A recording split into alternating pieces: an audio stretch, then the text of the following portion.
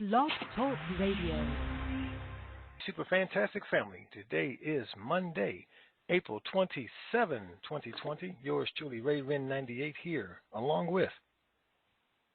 Good morning, TNT. It is a bright, sunny morning, but let's see how long it lasts. All right, Ray, let's get started, because I know you got something to say. All right, we did some weekend updates.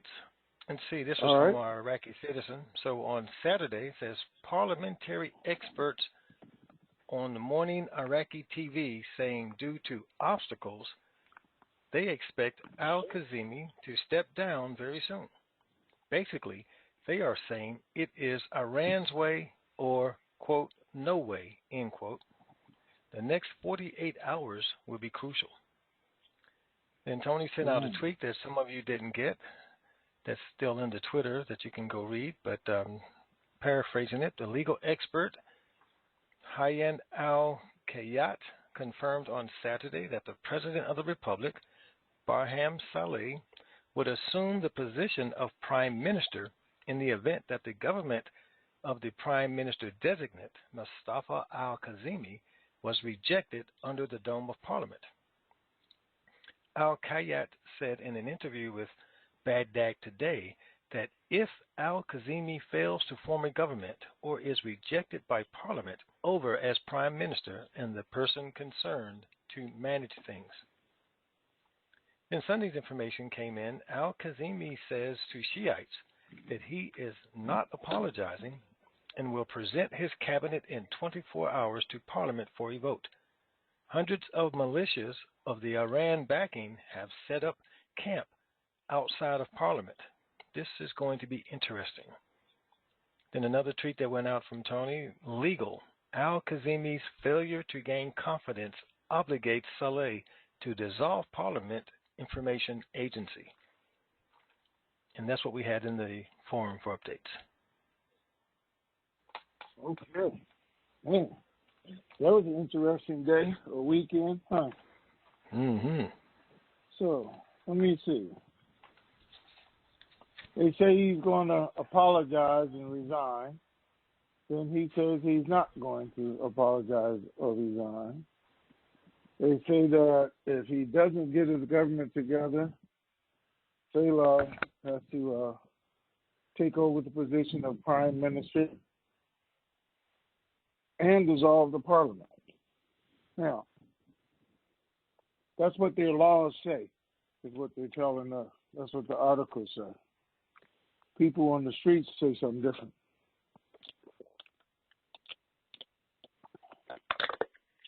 So the militia surrounded Parliament, or they're all out in front of Parliament, threatening them like they do if they don't do what Iran wants done. If they don't pick the people that Maliki and Amiri want, they're threatening Parliament to do that. The Shiites came out yesterday and said they withdraw from the government because they don't like the process. You know, they're saying that they don't like the process because they're saying they're going to let Kazemi pick their ministers, where the Sunnis and Kurdish are still demanding to pick their own ministers. So how does that work? Because it's usually the other way around, where the Kurds are really, and Sunnis have been agreeing. But they're also saying they don't like the fact that Kazemi is letting them pick their own ministers. So that's part of the issue. The other parts of the issue is if it doesn't get voted, then the Shiites are saying they're the largest group, and they want Mahdi back in. Iran wants Mahdi back in, because they're saying that's the only one who they know will agree to all of their terms, because none of the new guys are agreeing to all of their terms. Even Kazemi, or what's his name? This guy now is saying he's going to do some things for the people, and Iran doesn't like that. So here we are, ready to go. No vote scheduled for tomorrow. He was saying he was going to submit his name yesterday. He didn't submit the names. Haven't submitted them so far this morning because nobody's in agreement with them. So we wait. Now, here's the big difference in all this that has happened over the weekend as far as Iraq is concerned. The difference is they get electricity from Iran, and the U.S. only extended them until the 26th of May to do that. 26th of May is when their 30 days runs out this time. So each time is getting a little shorter. They gave them to the 26th of May because they said, we told you over 4 years ago to look for another source, to make some other agreements, and you haven't done any of that. Well, supposedly their time is up on the 26th of May. So we're going to see what happens. It's the worst time in the world for it to happen because the people are going to be getting off a curfew, but they're going to have less electricity and less water. So we're going to see what happens on the 26th of May as far as that goes. We also see, and they're letting them know, that the U.S. is waiting, or they said on the 26th of May, they'll make their decision based on if Iraq has a new government or not, or what their new government makeup is. It's also decided that on the 26th of May, or by the end of May, it said, the U.S. is going to decide whether or not to put increased sanctions on Iraq, and not just Iraq, but the CBI itself, based on whether or not they have a new government at that time, or whether they have a government at that time, because they've given them time to do that. Here's the big thing, though, guys. The U.S., if you guys don't know it, because they're not showing it on CNN or anywhere else, has gone on to say they want to reverse the decisions they made against Tehran and the nuclear agreement. The U.S. wants to be included back on the nuclear agreement. They're just saying they want to go back and do this. They didn't say they want the agreement to be the same. But the U.S. withdrew from the agreement. Now they want to be included back on the agreement for one reason. No, not that they're backing down, but because they want the UN put more sanctions on Iran. And right now they don't have a veto because they withdrew from the agreement. So they got to get put back in the agreement so they can have a veto because they want the UN sanctions put up there, but Russia and China would veto against it if they weren't there. So it wouldn't happen. As long as the U.S. is there, they think they can get it put back in. So they want more sanctions on Iran and the CBI by the end of the month if Iraq doesn't have a government and if their government doesn't exclude the things that Iran wants. So something is definitely going to happen by the end of May. And that's what everybody is pushing for right now, for all this to be completed by the end of May, or the sanctions go on, the CBI, and there's a couple of different ones. Sanctions go on Iran even harder. And now it's basically the U.S. is saying we're going to force you to get a government one way or the other, or it's going to be over because Iraq announced again today they only have enough money for 2 more months, they said, to pay people. That's it. 2 more months. Something has to happen in the next 2 months to make this right. Now, either they're going to do it now while they can, or yesterday the people start coming back out in the different provinces, the protesters, the mountains. They had 7 of them shot yesterday while they were trying to take over a building. But not only are they coming out now, but they've already put again on the internet and letting it be known that once the curfew is lifted, they're coming out in full force. So, better do whatever you're going to do right now, or we're back to the protests. So, a lot of news. Absolutely nothing from the banks. Nobody's there. And yes, I know some idiot told you that RB started yesterday, that they're paying people yesterday, that they moved everybody to Reno, told them all get ready, that they're going to be paid by the end of the week, and all the other BS. Listen, but guys, trust me, nothing is happening today. I don't see it. None of my bank people in any of the states see it. Nobody's been notified. Nobody's on alert. Nobody's at any call center or any exchange center like that idiot told you guys they were doing. Banks have been notified. So that is not happening, and especially not the 7 states that I talked to is not happening. The ones I called this morning is not happening, and none of the exchange centers. So we wait. But our day was to wait till tomorrow, see if they even schedule the vote. Our time frame, we know, is May the 9th. If they have a government or they don't have a government, we're going to know that then. And then we're going to go from there and see what happens. So we'll be ready to go. All right, Ray, let me see. Hold on for a second. Maybe I can answer some questions here real quick that I got. Let me see. Somebody sent you an email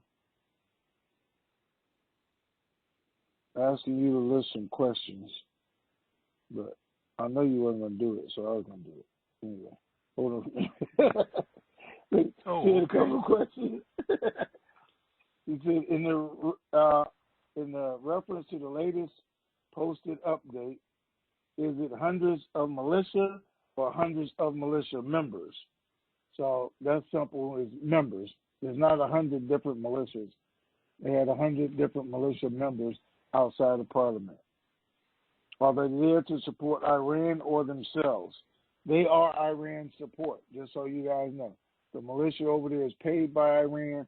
They're backing Iran, trying to do what Iran wants them to do. I don't know when's the last time they got paid. I don't know what their paydays are. And it said, who's going to disperse them? Well, unless they do something terribly idiotic, nobody's going to disperse them until the government is in place. Then it's up to the new prime minister to say they're illegal. And then it's going to be up to the Iraqi army to actually move the militia out, go get them. And they're only going to do that by asking for help from the U.S. at the appropriate time. Only way I see it happening. All right, I guess there's an issue with the call or something, Ray. People not getting the tweets or text messages on the last couple of calls. They're going to Twitter, and even when they go to Twitter, it says that the call has already started or something. Okay. So, with that, it's all up to you. Let's go. All right, Garbeer, the first one. He says, just a note, this is the 3rd week I had to go to the website to get the conference call link to you. Do I have to change my tweet address from the 404? So was that message you got from Garbeer or someone else? Not no, that matters. was somebody else. That's why I was laughing. So I guess they're not the only one. Right. Well, God, you remember, I forgot how many months back we first announced that Twitter had said it was going to discontinue the texting feature. And it immediately affected a lot of the members, but it didn't affect everybody. Now they did a reset. Apparently, from what I'm understanding, Twitter reset its system, and those who were not affected before are also now affected by them terminating the texting that Twitter was doing. So this is a Twitter thing that's going on. Nothing that we can do to make a difference. We still send a tweet out like we normally do. Twitter has decided to not send it out as a text message. But I don't know if maybe some of you may call and ask and beg and plead or something. They may reinstate that feature. But it's nothing on our end that we can do about it. Yabba dabba okay, guys, do. what I do, hold on a second. Okay. I got Twitter loaded down on my phone. So whenever a tweet goes out or it has to do with TNT, then it just pops up on my phone. So I don't know why everybody has that instead of waiting for Twitter to text you. I mean, you should still leave it there in case they do. But I got it right on my phone. Look at it. It pops up. I know I just got another tweet to TNT. So I don't know why everybody shouldn't just download Twitter to their phone and get it direct instead of waiting to get a text. Anyway, that's how I do it. I never miss a call. Promise you I don't. All right, let's go. Okay. Yabba Dabba Doo says, is it true if you exchange them, you can't receive the contract rates on the dinar and dong? No, that is not true. And that's all I need to say. I don't even know who told you some dumb stuff like that. That is not true. Okay? All right, Chicago. Somebody said, wait a minute, let me get this out real quick. Mm-hmm. Says you need to turn on your push notifications in Twitter whenever you do that, so it comes out, comes to the top of your phone so you guys can see it, in case you didn't know that. All right, go ahead. All right. Chicago says, if designated Prime Minister al-Kazimi's government doesn't get approved by Parliament, where do we go from there? Can President Saleh still open an emergency budget if he constitutionally assumes the Prime Minister position? I would think if he assumed the Prime Minister position, he has all the powers of the Prime Minister. So, yeah. The only question is, does he have a Parliament to send the budget to if he disassembles the Parliament? So does he do that before or after would be the only question. Or in that case, does he even need them to do that? So I don't know. We know he assumes that position. He could easily just appoint the ministers himself without them agreeing and have a new government or replace all of Parliament. I guess it's his choice. Okay. Blue Chipper says, Tony, what type of entity will you use to give away the Bentleys? I assume it will be a foundation.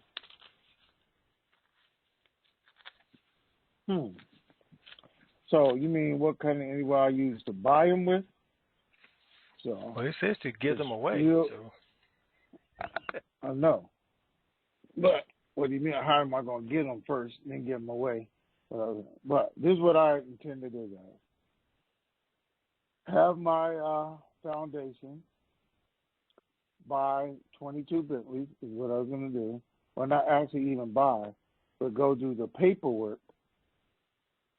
And I'm going to have them delivered to the various events where whoever wins the car will actually sign all of the paperwork. Your estate, everything. It won't be my foundation being given to you. You're actually going to get the car, sign the paperwork, drive home with it, everything. And I'm actually just going to pay for it. Now, the mechanics of all that, I guess we'll leave up to Ray. But I definitely want the documents put in your name, not mine. Well, I guess it could be. But then we're both paying taxes because I'm paying taxes on it. And then when you get the gift, you're going to have to pay taxes in your state. I don't see the purpose of doing that. But we'll work it out. So you should ask Ray that question, not me. But go ahead. I can't tell them what you are going to do. Yes, you can, too. I can only tell them what I would do in a likewise situation. All right. Okay. Jim in KC says, Tony, please discuss how the U.S. military is not going to drive the militias out of Iraq, even if the U.S. takes over the government. Some TNTers seem to believe the militias will just fade back to Iran without creating an ongoing fight, and the U.S. is not going to have a surge of troops or engage in clearing houses door to door again with the resultant body bags. Okay. First of all, right, nobody said it was going to be, easy. Nobody said it was going to happen overnight. As a matter of fact, if you listen, or I don't know if I sent it all to Ray or not, my guy already thinks there's going to be a civil war in Iraq. They're looking at it just over what happens this weekend. They're already talking about a civil war in Iraq if this doesn't go right, if it's not well planned out, happen. But without the backing of the U.S. and the U.S. soldiers there, which I think they left all there, but we knew it was strategic, why they brought the missiles over there and some other things. The militia feel like they're empowered and emboldened, and that's why they're standing in the street. He said 24 hours now. Not just sometimes, a couple hours, but now 24 hours out in the green zone in the Baghdad area, trying to intimidate the people right now into not doing it, trying to intimidate the other government officials into this is what's going to happen. But we've all known that. It's not going to happen as soon as the vote takes place. It's going to happen probably as they make the changes and announce them that people want, and they're no longer getting paid. Iran is cut out of this or that. Then they're going to start doing things. And either this new prime minister in Iraq is going to stand up for itself, or they're going to say, okay, U.S., we need you to come back in and be that factor. Now, it's not going to be open war in the streets like it was. I don't see that. I see the militia being kind of a terrorist group in Iraq the same way that ISIS was, and trying to do that with the U.S. and Iraq armies then going against them. So it's fewer of them, so it should take little time to put them hiding in basements and alleys, up in the hills, everything else, not really controlling it. And then going through, just like did with ISIS, block by block, paragraphs, till they move them out, or try to move them out, identify who they are. And it's still not going to happen overnight. They're not just going to all take off and run back to Iran. They're going to hide. They're going to bury weapons. They're going to bury that. And then they're going to be more of a guerrilla warfare where, you hit and run, just try and cause disruption. But that's where, once there's a government in place, Iraq will look to the citizens. They have the RV, they have money, there are people coming in, they're now getting jobs, and that the citizens will help move them out just like we would over here if we were invaded. The citizens will tell you they're in that house. They're over on that block. Those 5 guys, they were part of it too, so they can get their streets cleaned up. Still won't happen overnight, but we will see it happening for sure.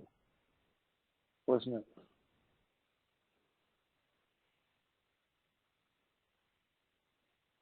Hello? I can't hear you if you're talking.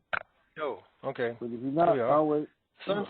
Sunstar says, number 1, Ray Wren, post-RV, are your bank seminars throughout the U.S. still in place? If so, how many locations, and what can we look forward to learning in these seminars? That's old.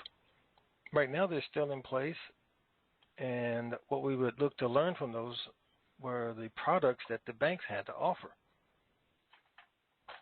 And so that was the whole basis behind that, is being able to have a bank to pitch all of its products, which of course the 13 locations would each all ask the same set of questions, so we could then compare the answers that we received. Now with the virus situation and all of that, we'll have to see where we are with social distancing when the RV happens. Number 2, Tony, per your bank contacts, have you ever stated at their exchange locations they will be using De La Rue machines to count and approve your currency? Have they ever stated they will be using De La Rue machines? I can tell you machines were ordered years ago. Several banks had them, so I know banks use them. Not that the exchanger is going to have one sitting on each desk. Nobody's ever said that to me. I know I have taken Dinar in, like I told you guys, into Citibank here, California, just to test it, the system, see exactly how it was going to work. And that's exactly what I did. I took it, I gave it to them. She walked right down past the fifth teller wall. She ran it through the Delarue machine, counted, came back, and that's how we went. So I know at that point they did. No, none of the exchangers are told me they're going to have a Delarue machine on their desk, in the office, whatever, counting through. So it's a good question.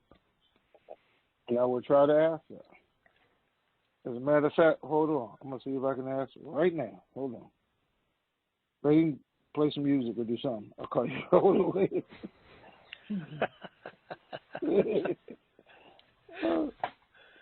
Okay, let's see. We're going to be that long. Hold on, ladies and gents. We'll give Tony a minute or two. And I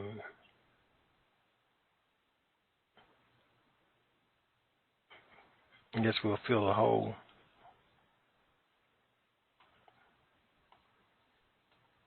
It probably won't be that long, though.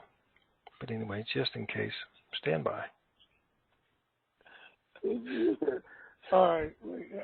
I'm waiting for a call back. Yeah, really didn't expect you to play music. All right, go ahead. Well, that was the request. Play some music. It's like, oh, that was strange, but okay. I figured you were going to be a little bit long. Okay, so we will continue on with Sunstar. Number 3 says, any news on the dinar you can share from your Treasury Department contacts in the USA or political money contacts in Iraq? News about the dinar? Yeah. That's kind of an open-end question. About the rate, about them changing the rate, about the recession. I mean, there's all we're talking about is dinar. What's next? Okay, number 4 says, like some areas in the world, is Iraq giving the go-ahead to open up businesses to reboot their economy and bring people back to work? They have not. They extended the curfew until the 23rd or the 26th of May the other day, and I was telling you guys about that. So they are just talking about today. There's one article out saying they're looking at opening up some provinces where they say there is no virus.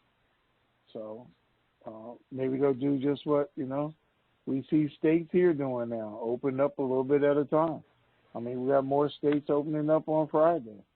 They're only opening up certain businesses, like we discussed, and more people agree with us. They, putting their guinea pigs out there first, and they're going out there to see if the number goes back up or not. But anyway, with Iraq, we'll probably see that at the end of the week. They're talking about doing the same thing. What's next? All right. Ian Johns says, just to add to Garbear's question, do you have any info on why Twitter is not doing notifications any longer? Yes, they announced a few months back that their account was hacked due to the SMX texting, and I think one of the top executive officers' his account got hacked because of that. So they were discontinuing the texting due to some hacking that happened internally in Twitter. So that was the reason for canceling that. Red says, question 1, have the lower denoms been passed out in Iraq yet? No. No lower denoms are passed out. No coins are passed out to citizens. Months ago, they had started doing it with the upper echelon, because that's where everything starts at. They never got past that. So they are worthless at this moment, especially according to their current rate. There is nothing you could use them for. Okay. Question 2, Tony, are you still going to fly up to Salt Lake and pick me up when it's time to go to the bank? This is question 2 from Red. Do what? I don't remember that conversation, but he said, are you still going to fly up to Salt Lake and pick him up when it's time to go to the bank? No. And just so nobody else asked me that, I didn't tell him that either. Whoever it is. Or at least you have no recollection of it. Okay, let's put it that way. All right, let's talk to some live All right. individuals. 281 area code. You're on first. Hey Ray, hey Nasty Tony, Mary. how you guys Thanks, doing? lady. I mean, bus lady. I'm Excuse super me. I'm fine. fantastic. How you do? She wish she was a bank lady. Whatever. You guys will miss. Well, you did cover on the question that I had about the electricity that Iraq is supposed to be getting from Iran per the U.S. So it seems to me that Iran, could just go on forever with them agreeing to,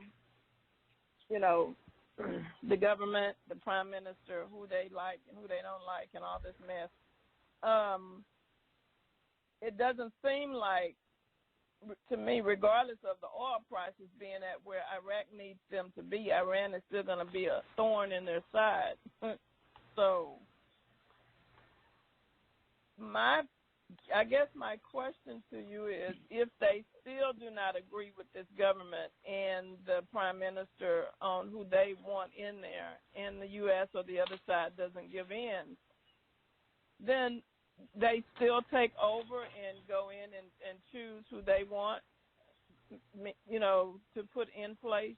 Is that, seem like to me that's what's happening, what's going to happen? Because Iran doesn't seem like they're going to back down, to me. So what's your opinion? So, first of all, I got to figure out your question. Your question was,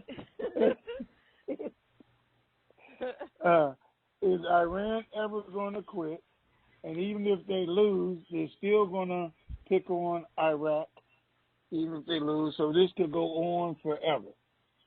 Right? Yeah. Okay. So this is what happens in real life. Some of you guys have experienced it, and others only heard about it. Let someone know. All right. You're walking down the street every single day of your life, and every time you get to the corner of 5th and Main, there's that bully punching you in the face every day. And how does the bully stop? Because one day you walk to 5th and Main, and you surprise that bully, and you punch him in the face first. And he's like, whoa, wait a minute. This is a little different.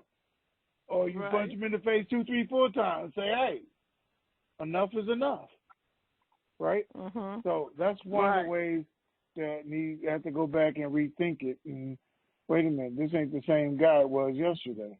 Because now they're willing to do something different. So that's one way to end it. Or the other way is that bully was punching you in the face at 5th and Main every day, taking your lunch. Right? Every day. Punching you in the face, take your lunch. Mm-hmm. Okay? One day you punch back. He don't get your lunch. You get to sit down and eat it. The only other option is when you get to 5th and Main, you don't have no lunch for him to take. Now you ain't got no lunch. I ain't got no reason to punch you in your face because you ain't got nothing I want. So this is what's going to happen. Iraq's going to come up with a government, and they're going to fight back. They're not going to let things happen. And Iran is going to say, okay, this is not working. Now we got to make some new agreements, try and figure this out a different way just to survive. Okay? Even if that is, now I got to pay Iraq for half of their lunch instead of punching them in the face, taking it. Wait a minute, let's make some kind of agreement. They got to do that. Or it comes down to it, May the 29th, the U.S. looks at Iraq and says, these are your new sanctions on CBI, on Iraq, and the UN says these are the new sanctions on Iran, and now both of y'all can go sit over there in the corner and starve together. Because now Iran says, I'm not going to feed you. I was taking your lunch so I can eat. Now you don't have no lunch, I don't have no interest in you. Okay. So now we started over. And now they're saying, let's go because that's not working. We got to go think of something else. Now we got to go try and make agreements with China. Now we got to go look over here at Russia. Now we got to go to North Korea. Somebody else who's outside the sphere of influence of the U.S. has got to help us. Or now the U.S. gets what it wants and Iran says, now we got to redo this nuclear deal because we ain't got nothing else to do or we starve to death. In the meantime, they move out of Iraq, and Iraq can say, okay, now we can implement everything that the U.S. wanted us to do and rebuild our country. The influence of Iran is gone because of the sanctions. Now Iran knows we can't deal with them at all anymore, and that changes the whole picture. But all of that, or the beginning of that, would happen between now and May the 29th. We'll know on the 9th whether they have a government or not. We'll know exactly what they get ready to do, and we'll know exactly where the sanctions are getting ready to come in. You know, starting on the 26th when they cut off the electricity and the water coming from Iran. If they choose to do that day, then that's going to be the beginning. But they can put the sanctions on as far as the banks and all them and start shutting them off next week if they want to. As soon as they realize, or the 10th, the 15th of May, they realize, okay, didn't work. You guys don't have a government. Salah's taking over. You got to vote in 60 days for an entirely new government. And we're going to push Iran out of the picture during that 60-day period of time. Or he does step up and do what he's supposed to do. But anyway, they're letting them know in advance, this is what you're facing, and it's coming right now. Okay. So if it gets to where they have to choose, you know, the elections come and they vote in new people or whatever, what and how will that affect what we've been waiting on? As you know, will they RV or will they have to go back through all of this stuff again and redo a lot of the contracts and all of that, which will take a much longer time to get done? Is that possible? I don't think they're ever going to redo the contracts because the numbers are already there. They're just adjusting the time frame. Now, can they go in with something that Salah says, I'm now prime minister and this is, I'm going to use the parliament and we're going to get this done because they realize they only have 2 months and the country is actually broke. I mean, you can't borrow where there's not money. They're going to use their reserves and their money to become even worthless. So they got 2 months to make a sound business decision as well as a life or country-saving decision. So could it still happen in there? Yeah, because the U.S. is trying to, and that's the whole purpose right now, force Iraq to have a government to go do what we now want them to do, revalue your currency for the global economy so things can get started. But we have to force you to have a government and quit letting Iran run you off the block because that's what they're doing. And then they're telling me if you don't get it done this time, then now you got two bullies. Because you got one over there, you got one over here. And we both going to be punching you in the face every day. Who wants that? They have to get a backbone or something. I mean, it's not just a backbone, but they have to get support and knowing somebody's going to be there for them one way or the other when this thing does go bad. Iran can't be there for them because they're not even there for themselves because they have all the sanctions. So all they can do is say, let's go with the U.S. Because if the U.S. puts sanctions on Iraq with all the same countries that it does with Iran, don't they both starve? Right. Okay, well, we'll see what May brings us. It's right around the corner. So all we can do is wait and see. Well, all right. Thank you for explaining it. Y'all have a good day. Have a super fantastic day. Things are still going good. All right. Okay, 404 area code. You are on. Hi, Tony. Hi, Ray. Hi. Good morning. This game is getting to be very, very confusing and the like. I don't know that it's even a game. I appreciate your alerting us to, again, or reminding us really of the time frames on what Kazemi is working under, what it would be if he kind of acquiesces to the demands and steps aside. There's an article that just has come out, and it's, to me, it's just continuing to muddy the waters because, we're coming into today that it was looking as if Kazemi was, losing all of the support that when he went into the weekend they thought they had. And he's coming back and saying, I'm rejecting any pressure aimed at undermining the state. I am seeking to form this government. Like, he's drawn the line in the sand, and he's going to go down fighting with that, which is saying, I guess he's putting the folks who need to approve the government on notice that I'm not going to acquiesce and take the easy way out and apologize, as they say, or for having accepted this duty, which could push things, as far as he's concerned, up until the 9th. But if they do come in and don't approve his government because he's saying, I will fight to the bitter end, and they reject him, which puts Saleh coming in. When Kazemi was doing it, he was saying we'll have the elections by the end of the year. So he was giving himself, 6 months or so to do this. Saleh, if he's coming in, he's got a shorter time period for doing that, so it should be done before December. That's where I'm getting a little confused on how they, the structuring on this. And, if civil war breaks out, is that potentially going into, they could actually split the country into two different sections, and those that are more aligned to Iran are coming in as, mini Iran, and the others that are not go their kind of separate way, because years ago there had been that kind of thought process that Iraq might be divvied up a little bit differently than what it is now and not be the unified. I don't know what my question is at this point. It's just getting very confusing. So find a question, find an answer, and I'll sit back and listen. Okay. Because I was going to say you was all over the board. But okay. I know.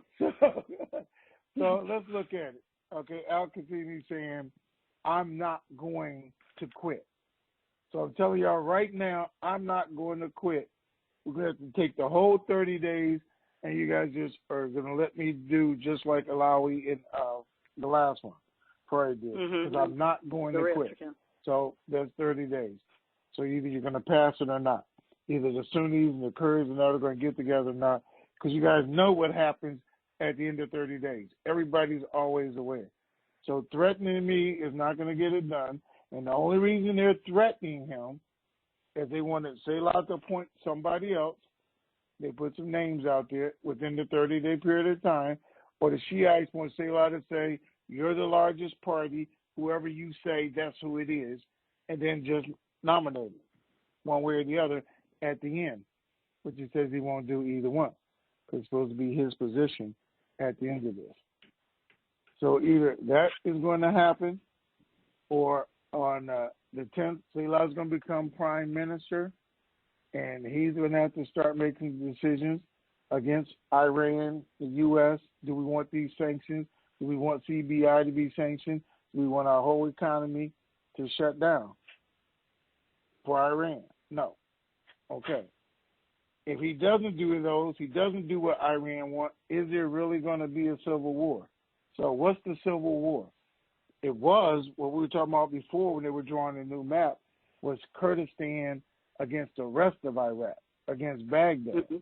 That's not the case in what they're talking about.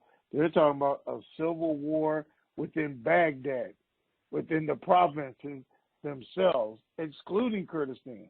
Because Kurdistan is not going to have a civil war in Kurdistan, because their government is still up and operating. They're still getting everything they want to get. So it's this one half of the country where people are going to have to either stand up and fight and run Iran out, the militia out, or again, it's going to be like I said with ISIS. The U.S. is going to have to come in, help the Iraq army filter through it, pick who militia, who's not militia, who's regular army, and then get rid of them that way if it comes down to that. But even before it came down to that, the government could be approved by SALA. They could do the emergency budget. They didn't even do the RV at that point because the U.S. is happy who it is. Everybody else is happy they're going in the right direction. They could give the people the money, the reforms they want to make the people happy to support the government to fight Iran. Again, it's the Iranian supporters as far as the militia, as the only armed ones, and then getting those out of the government, which they would do. So it's not the best thing to happen, but I guess it's not the worst thing to happen because either way, Iran would lose. And it's just up to the Iraqi people and politicians to know we're fighting a no-win battle if we're getting to this point. There's no win in there.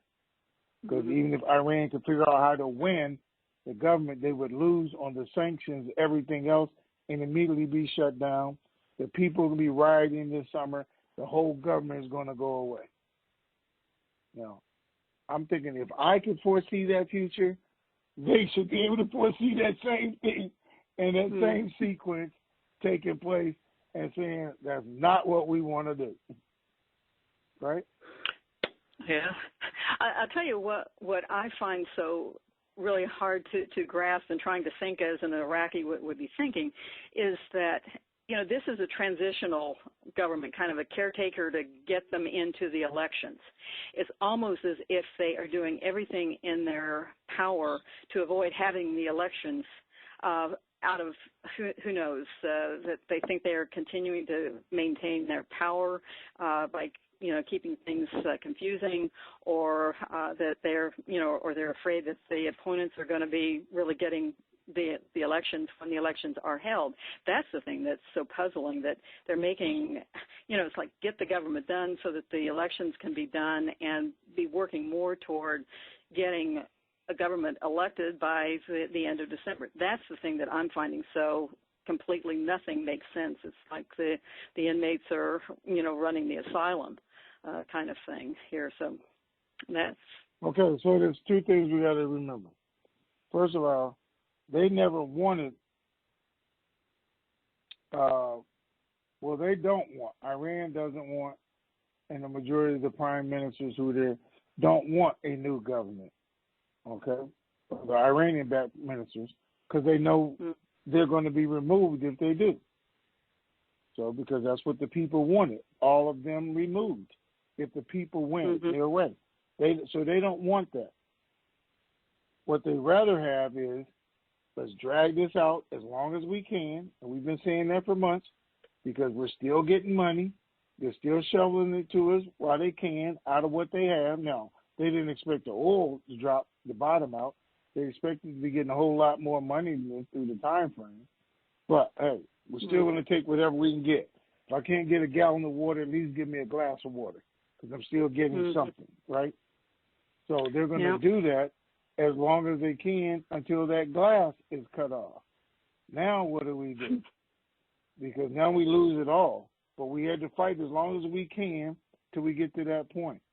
So now either our guys win this government battle, like we're doing right now, trying every trick in the book, all the way down to let it pass and tell Salah he better pick Mahdi, because we want Mahdi to go back in there. That's what you better say, or the militia's coming in the building after you. So they're at that point right now because they know they're getting to that point. As far as the vote itself, we can wait. We don't care what government. They say they're going to vote in 1 year or by the end of the year. They know that's not going to happen because they say we don't have time to put the rules and laws and the people in place to vote by the end of the year. We can't do that. Then how can we do it if Salah takes over in 60 days if we couldn't have done it in a year? And if we go back to using the same old system, then Iran's right back in power again because what? They cheated on that system, they'll cheat on this one because that's what they do. If they'll go by the quota, nothing will have changed except the people will be rioting all summer. But Iran is still saying it's buying us time. We don't care what you guys look like idiots over there doing. It's still buying us time. And we're still getting the money funneled through. You're still buying our water. You're still buying our electricity until something happens. So it's up to Iraq. You're right. Iraq's ministers, Iraq's people to finally stand up on their own 2 feet and say enough is enough. We tried to pay you back because that's what they were doing from when Saddam Hussein was there. And she has all got run out. Iran was the only one that backed them up. Only one that fed them, gave them water, do everything. They can look at Iran and say, okay, now we've returned the favor. And now it's time for us to take care of us. And that's the day everybody's waiting to see, is it May the 9th? Is that the day? Okay. Well, whatever day it turns out, we know that you will tell us whenever, whether it's 10 days or 3 months or whatever. We're looking forward to doing the TNT Super Fantastic Word Project whenever or wherever that will be. And again, guys, appreciate your tenacity and trying to help us connect the dots. Most appreciated. And have a great day. All right. Thanks. You. Take care. Have a great day. Thank you. Bye-bye. Right. Bye-bye. 973 area code. You're on. Hey, fellas, Danny in Dallas. Hey, sir. Hey, what's going on, man? Well, let's see. I appreciated the 404 information. CIA lady's got her snap together. I don't like to hear her frustrated though. Maybe you could work on a tease that only you know about and lay it all out for her, and then that'd break the monotony right there, wouldn't it? Well, if there was a tease that only I knew about, yeah. Well, Save it for her, and then okay. ease all of our attention with your frivolity. I don't know. Okay. Maybe you don't have that either. It's a tough time. Let me give you a report real quick on the oil. It opened. This is West Texas Intermediate. It opened at 11.88. Not really good. And I looked at it a few minutes ago, and it was only 12.61. So, but I did talk with some of my buddies and gather some information. Right now, national oil production, when they use their oil, they're used to using about 95% of their capacity, all the plants and stuff. They haven't used more than 67% of the capacity currently. So it's really down. And if we measure stuff out, they tell surplus and negative stuff with 5-year averages. We are percent above 5-year average. Sometimes we're only 1 or 2%. But this is what they have produced and are holding. And they're at 67% of their current capacity. But what really got me down is it's right at 42% down on orders for gasoline. And we're in the summer season here. They changed formulas and all that kind of stuff. It's kind of a crazy situation. But if there's anything that's kind of novel in this, it is that they are playing with the idea, and whoever the mysterious they is, they're playing with the idea, categorizing our miles and miles and miles and miles of pipeline storage facility. And we're about to run out of storage facilities. Yeah, isn't that weird? But yeah, so they're just going to leave it in the pipeline as a storage facility. And rather than pumping it through, when they pump, they will replace immediately rather than have an order. So the pipelines are full as well. Now they're only playing with that idea, but we got a lot of people thinking about this and trying to figure out how to get past this. This has happened one time in the 80s, but it was a weird situation when a barrel of oil was like $160, and then everything tanked. So it's a weird time, but that's what they're playing with. I don't know what they're going to do, but I'm kind of like CIA lady. This is getting a little monotonous, but at the same time, if you'll come up with a jazzy situation that only you know, maybe confer with Ray, so it can be like an April Fool thing. Now, having said that, and knowing that she's listening, anything you say out of the ordinary, she's going to think maybe it's coming now. Maybe it's coming now. I don't know. But here we sit. All right. Well, let me ask you this, though, because they're going to actually now talking about, Mr. using the pipe itself as a storage facility. Yes. Okay. Now, and the purpose of doing that is miles. Yeah. Right. But they're doing that so they can continue to sell it, because once it's in the pipeline, it's considered sold. So that's all. Well, they don't have to have nobody to sell it to. Right. So right. it's considered sold. So while it's sitting there, but I'm thinking and they're saying states are going to open up. If they close back up, if they don't open up fully, if other countries don't open up and start using this, is the next storage space going to be in the ground itself? Is that going to be the next place they call the storage facility? You mean where they got it from? Yeah. That's right, where they got it from. Okay, yeah. Now you're going to back it up in the pipeline and still try and charge for it. Then they got to charge for it while it's in the ground, just to keep the price up. I understand the concept, but it's kind of crazy. Yes, right? That's kind of crazy.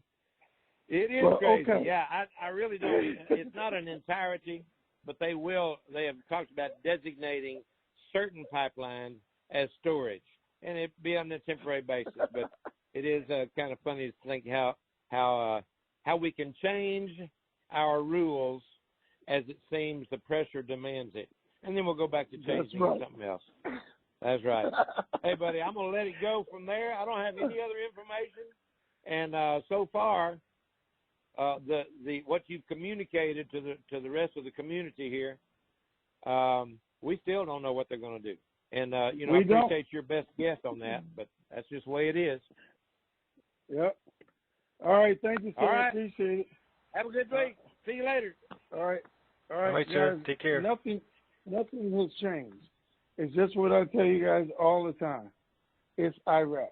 Give it an hour, something else will come up, something will change. They're just like, they're normal people. I'm gonna say they say one thing, then do something else. They're still fighting. Iraq is fighting for their very lives and their salvation. So I understand why they're doing all the crooked stuff they're doing or trying to force, because we'd be doing it if it was us and we were trying to survive. So, but here's the good thing, though, regardless. And everybody say this can go on forever and ever and ever. No, it can't. It can't go on forever and ever. They have 2 months' worth of money left. They're using the reserves, and it's over. They have till the 26th for the U.S. to decide if they're going to issue the other sanctions against Iran and make Iraq live up to it, which means the 26 and beyond, the 100 degrees, 115 degrees. They don't have electricity for air conditioning.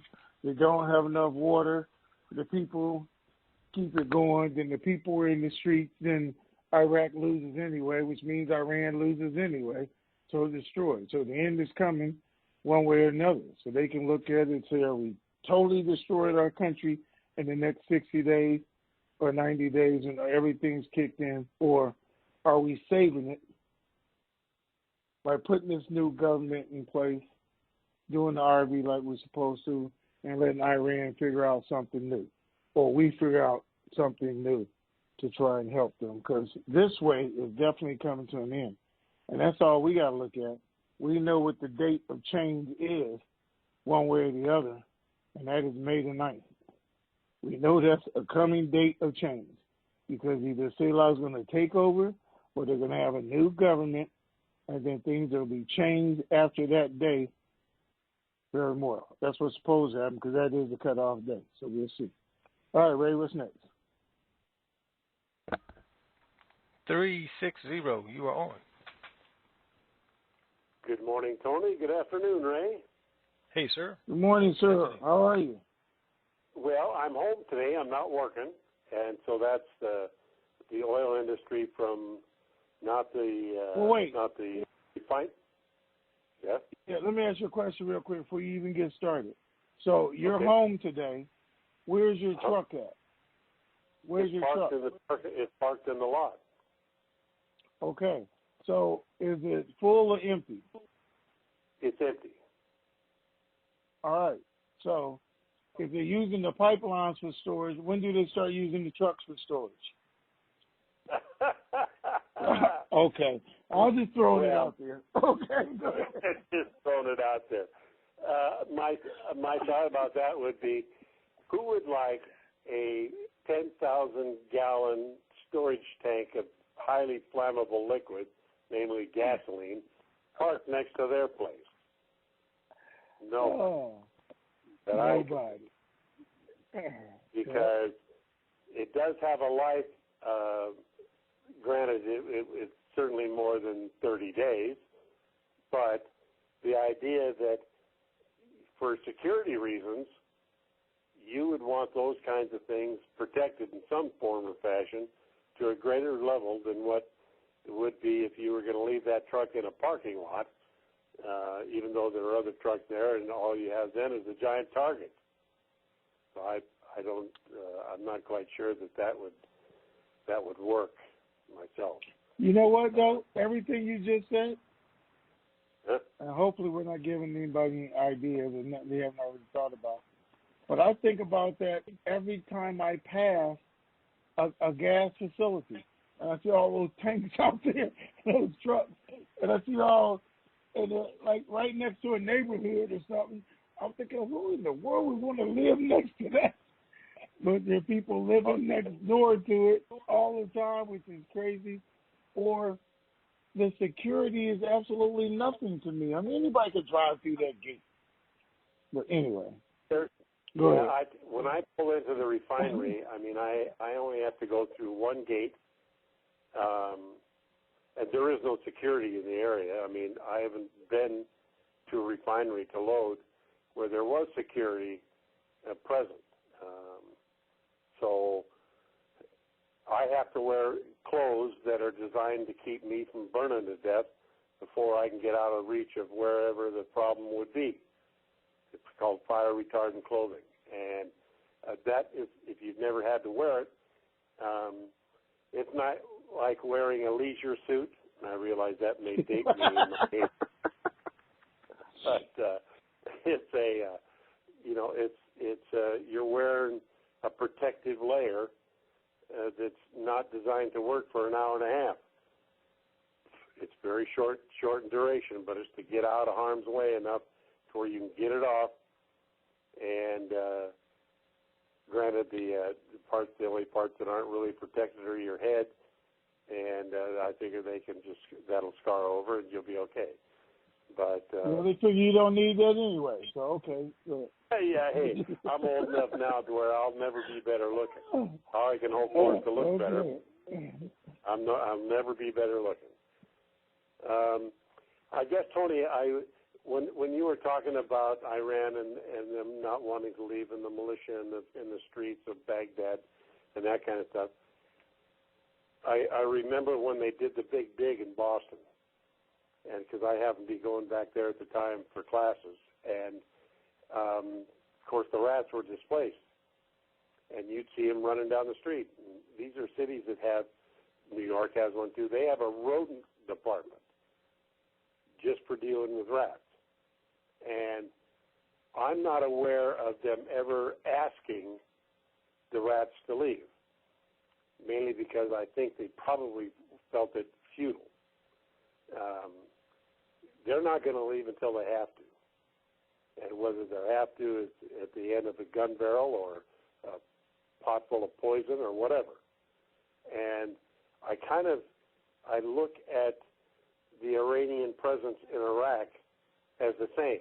And if I understood you in your comments, and please correct me if I'm wrong, you felt that there is a likelihood of, not a certainty, but a likelihood, that there would have to be a civil war, even though it would be confined to the southern provinces,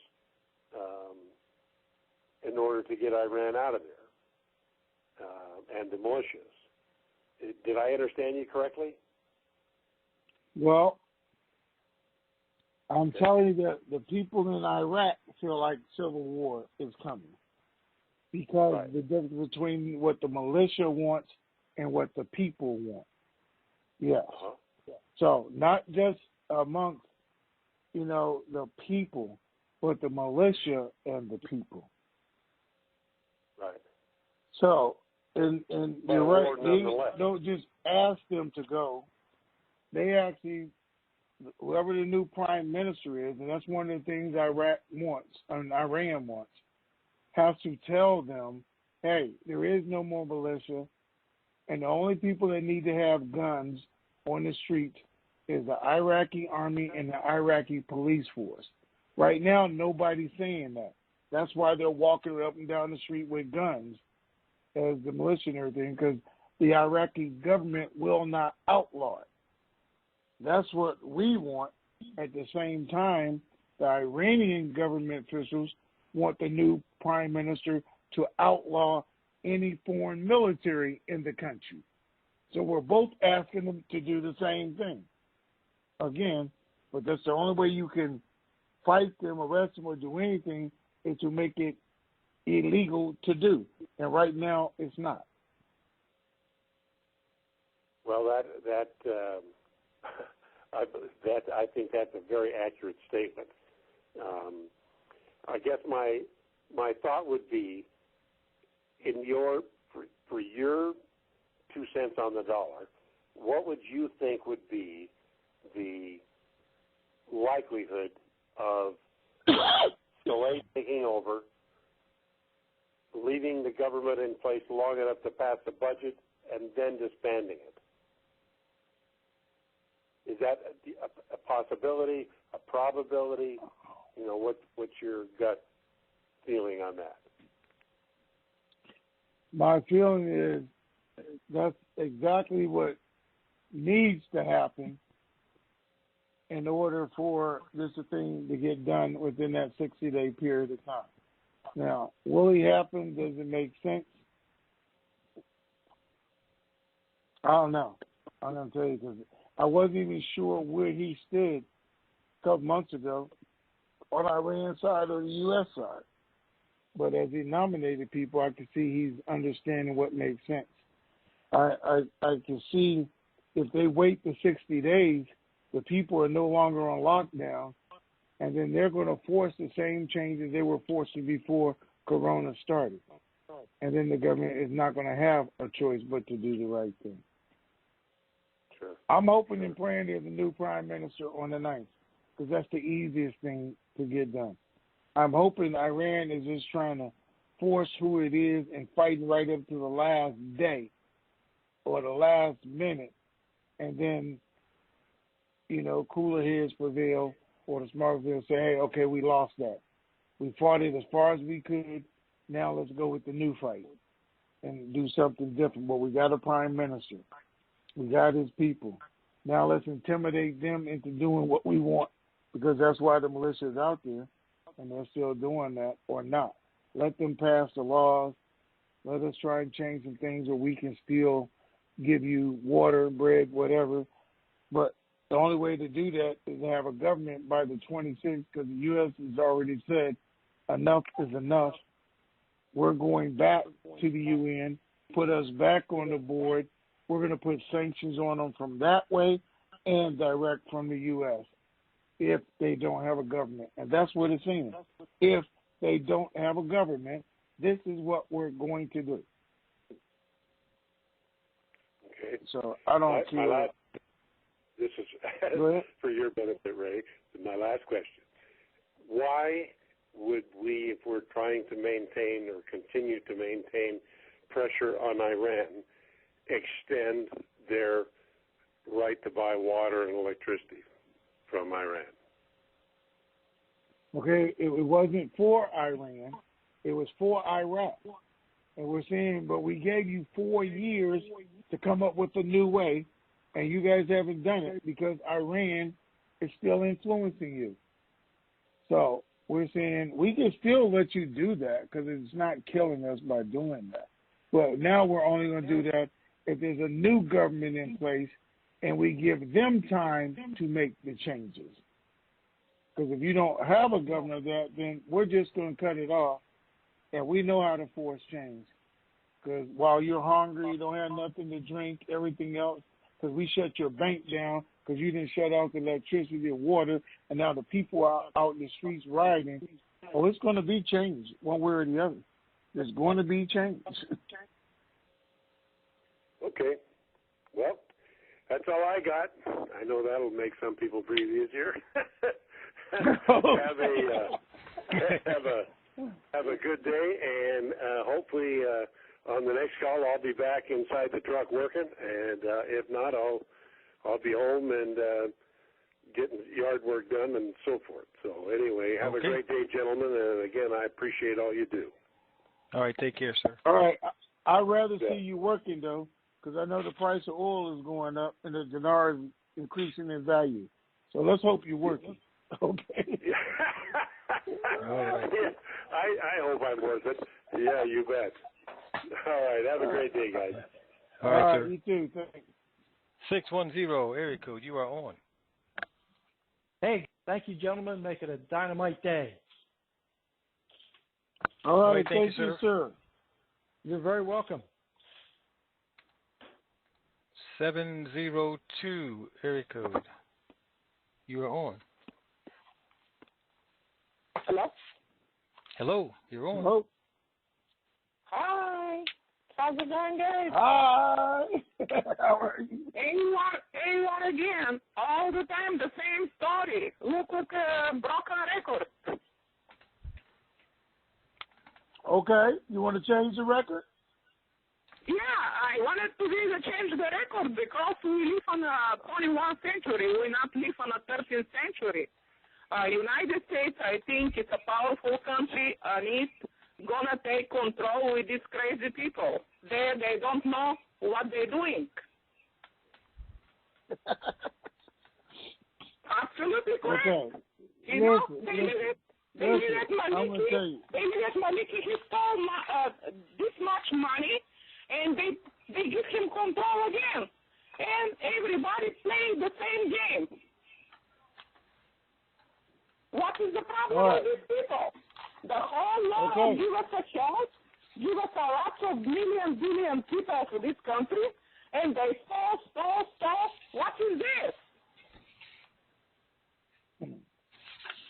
I hear you, and I understand, and everybody's tired while we keep letting it go. We cannot just go over there and take over their country. Okay, and say, hey, from now on, we own this country. Anything else, we would be no different than Iran taking it over, or no different than when Iraq tried to just walk in and take over Kuwait and say, hey, you're going to do what we say from now on. That's not how we do it. We're not at war with them, anything else. So what we have to do, and you got to admit, everybody listening has got to admit, we made a mistake by leaving Iraq before they were developed into a new country. We left too soon. We absolutely did that and let Iran come in and influence them, or this whole thing could have been different by now. But we did that. By we, I'm saying the Obama administration did that. Should have never left, even though they were letting them grow up on their own, should have stuck around until they did. That's all. Until they opened it, until we saw it with our own eyes. But they left, trying to let them grow up, make their own decisions. Yeah, the reason you do that Okay, there's some noise in the background, guys. Somebody moving around doing something. Okay. The reason they do that is to create civil war. So the Iraqi people can know this country belongs to them, it doesn't belong to them, and they're doing everything the U.S. says. Just like the Iranian people right now praise the U.S. for coming in and help get the ISIS out, because they did. They refused when Iran said, hey, go against the U.S., go stomp on their flags, go doing this while we're marching. The Iraqi people refused to do that because they're saying the U.S. is not the one holding us down. Iran is. You're the one influencing our government.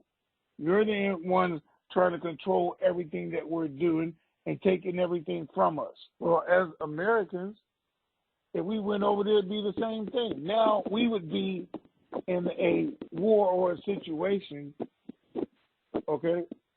Much like it's some noise in the background, y'all, whoever that is, okay? It would be the Vietnam War all over again.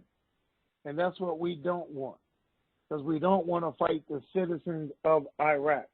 We want to help them achieve their goals. We keep appointing people who we think feel the same way and want to help their people, but they do what happens with most people when they get power. Power corrupts you. Power has corrupted them, or they were corrupt anyway. I mean, they lied to Americans. That's all part of their business model and everything else. But we're supposed to be smart enough to figure it out before we appoint a leader. But we also got to know it's just like here. We have some people who go into politics thinking I'm going to change the world. I'm going to do all the right things. I'm going to save America or whatever. And next thing you know, they're caught up in the corruption. Iraq is no different. So we have to keep waiting until we find that one guy who says, I'm not getting caught up in it. And guess what? Now's the perfect time. Because whoever goes into office is only there temporary, a year at the most. A year from the time they do the election, he's going to be there. So he can make all kinds of changes, knowing he's going to leave anyway, knowing that he can't run the next time they have an actual vote. So this is the prime opportunity, and that's why Iran is fighting so hard, because they know they won't have the same influence over this person that they maybe would have over somebody over the next 4 years. And he could cause so many laws and changes to get into effect that it would set them back 10, 20 years. So while you say things are the same over and over again, it is subtle little things they're doing to try and change it, things that have to be set up like any conflict or any game of, you guys don't know, I'm going to say chess, okay, checkers, dominoes. Everybody knows the game, but everybody has a different strategy to win the game. And that's what we're doing right now. And you got to have moves that you make before the end of the game. We're just going through it, but the end of the game is coming up.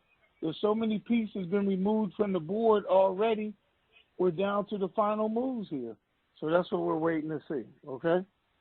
It was a long game, but it's going to be worth it in the end. All right, let me open the line back up. It was making noise a few seconds ago. Wait, we couldn't hear you. Okay. Okay. All righty. Bye-bye then. 539 area code. You are on. Hi. Hi. Good morning. How are you? I'm doing great. This is what used to be Energy Sparkles on the forum. Hey there. Okay. I just thought I would call in when I heard, who was that guy that's in Texas that's always talking about the oil and gas and stuff? Danny? Well, I can tell you. I don't know that guy. I don't know him. But go ahead. Well, you saw my car right now, even though I'm in Oklahoma. It says Texas. So I can tell you for sure that my son was one of the first people that was laid off with this whole coronavirus thing. Boom. They shut down the oil fields and everything. He was the first one out of there because he's an inspector. He inspects lines. He's got real high certifications for all kinds of welding and all this kind of stuff. So guess who the first person is that they call back when it's time to get them lines going? Who? My son. All right. My son. Okay. And guess who just got called back into work 2 weeks ago and has been busting his butt? Says, Mom, I think I'm going to die. I've never worked this hard. Because they're working on like almost around the clock. They have just enough time to fall down and pass out for 8 hours and get up and do it all over again. Wow. For another 16 hours. Yeah, they're busting butt, going through the lines. So him and his idea that they're storing it, no, they're not. They're moving it down the line. They're already starting to move it because they're called, and it's terrible, but they call them pigs. He chases pigs down the line to check the flow of the field, of the pipeline, and he's in Texas right now checking all that. And him and his team, and he's the last team that goes to work. He's the first team that's laid off and the last one that goes back on. And there was a couple other teams that were already working about a month ago checking different lines. But he does more intensive checking, you know, like pressure on the lines and leaks on the lines and weldings and that kind of stuff. So his is usually the last team that goes up because they check more intense things. And he's been working his butt off. And I said, so, does this mean the oil is starting to run again? He goes, sure the Hannibals is, Mom. Haven't you been hearing what's going on? I said, no, fill me in. He says, the government's gearing up. They're geared up. They're gearing up for us to all of a sudden be able to get out of here, get out of our homes, fill up our tanks, run crazy out there. But I told my son I won't be driving anywhere because I still haven't gotten my stimulus check. And I find it interesting, none of my friends who are SSI or on Social Security and don't file taxes because they don't make enough income to file taxes. They're the people who have not gotten their $1,200 stimulus check. Or it's supposed to be direct deposited in the same account that you're getting your Social Security benefits in, which is all direct deposit nowadays. Okay, hold on for a second, because you're going too deep. I mean, going too far. I don't want to get away from anything, but you made a lot of comments, statements I can comment on. But the first being, first let's give Danny credit, because Danny said his people were only talking about using those lines for storage. Not that they've actually started doing it, but they're studying the idea and looking at using those lines for storage. Okay? Not that they're doing it yet. And that's where that whole conversation came from. Okay, you're saying they have used the lines for storage. Yeah, that's so here's the other thing. For several months. But were they storing it in the pipeline at that time? Yes. Yes, they turned the pipelines off. Okay. All right, so they stored it in there. All right, so that's one thing. Now they're opening it back up. So we got to look at, we're opening back up right now, which we want because some cities are doing that, as we see on TV every day, slowly but surely, but not the whole economy is going to go. We were already, there was already a glutton in the system. That's why the price is down and it won't go up because there's still a glut in the system.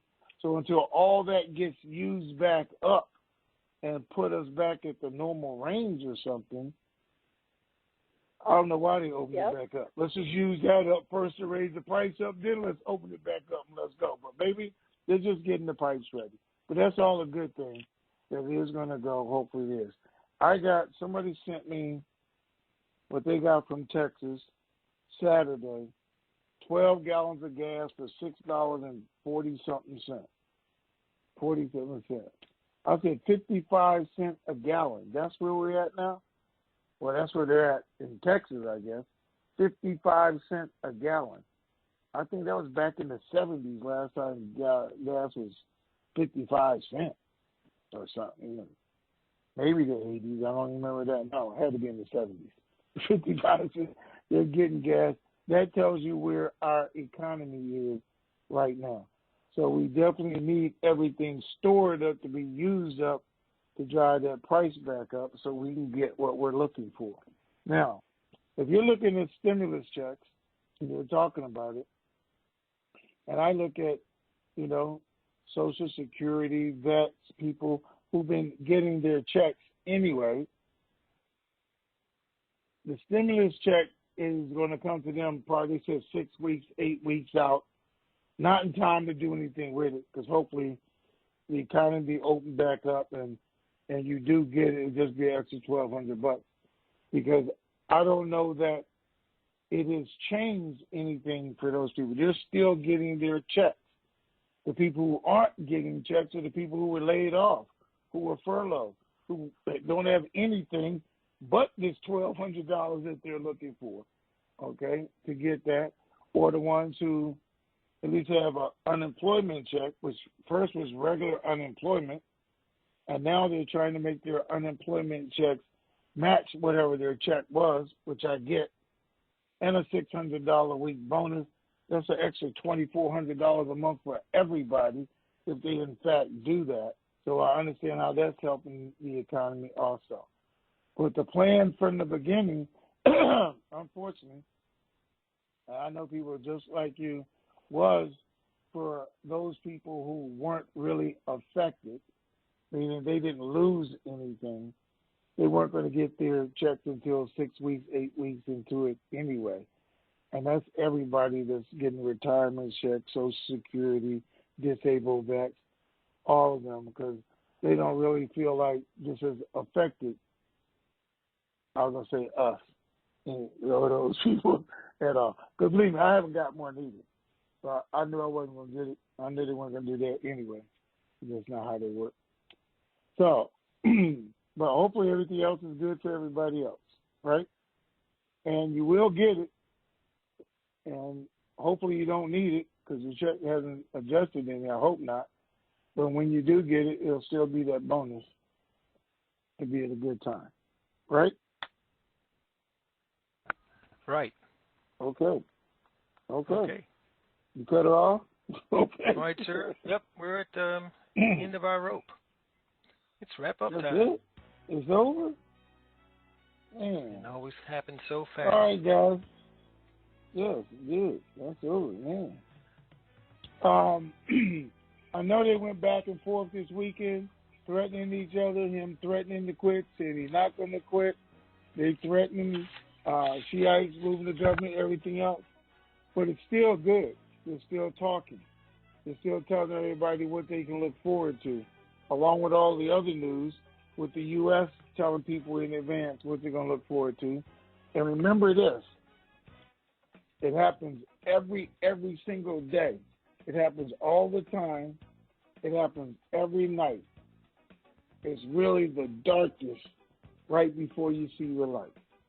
And maybe this is it. This is the darkest right before we see the light. But our date is May the 9th, so don't give up hope. It's going to happen. Everybody's still planning for it to happen. So it's going to be a great day. If anything exciting happens, we'll tweet it out to you or Ray will put it in the forum. But in between times, do what I'm going to do. Enjoy the rest of your day. Know that it's coming. And if you do get that stimulus check, if you do get that $600 bonus unemployment this week, please help yourself and change your future and get some more currency while you can, because it's going to help. All right, Ray. All right, ladies and gents, that's going to do it for us for this marvelous Monday. And we'll look forward to seeing you on Hump Day Wednesday, unless something exciting happens between then. So until that time, keep believing, as we sure do.